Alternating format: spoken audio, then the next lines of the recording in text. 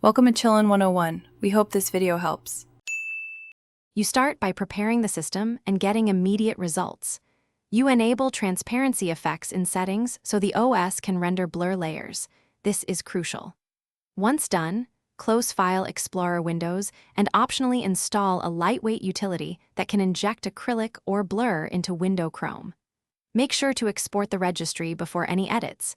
Use a restore point if available. This gives you the foundation, the OS-level support, so subsequent tweaks actually take effect and won't be blocked.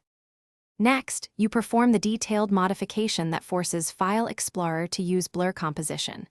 You open Registry Editor and locate the Explorer key where UI composition flags live. Create or set a word named Use Acrylic or Enable Blur and assign value 1. Once saved, you restart Explorer from Task Manager. This reloads shell components and applies the new composition. If the OS ignores it, make sure no group policy or third-party theme manager is overriding composition. In that case, finally, you polish the effect and handle common failures so the blur looks right. Adjust opacity or acrylic intensity in your utility or theme config and open several File Explorer windows to confirm consistency.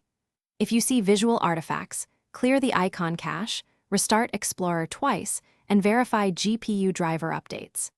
If the UI breaks, revert the registry key or restore your exported backup. Boot into safe mode to undo changes without the desktop shell interfering.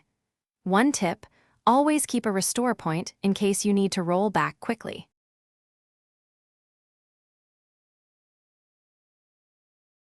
Thanks for watching. Consider subscribing if we helped you.